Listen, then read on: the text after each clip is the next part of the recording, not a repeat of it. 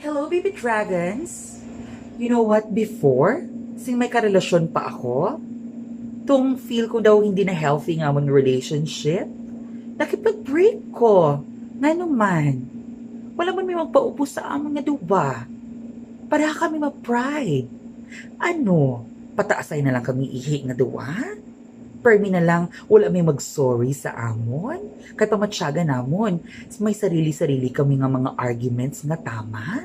Wala may mag-give way sa amon. Di ba? Wala may mag-angga-angga. Wala may maghamba nga, babe, sorry, akong to sala. Wala may magpaiway sa amon nga duwa. So, kaya wala nag-work ang amon nga relationship. Nakapag-break ko. Nagimos ko sa akong mga gamit. Nagpuli ko sa amon balay, ginuhulat ako ni Badakag ni Ronnie, tapos, nagbugtog ko. Damgo lang gali ang tenan. Damgo lang gali. Mamayara kami. I guess you've heard, I guess you know. In time I might have told you, but I guess I'm too slow. That's overly romantic, but I know that it's real.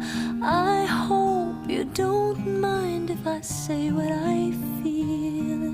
It's like I'm in somebody else's dream. This could not be happening to me.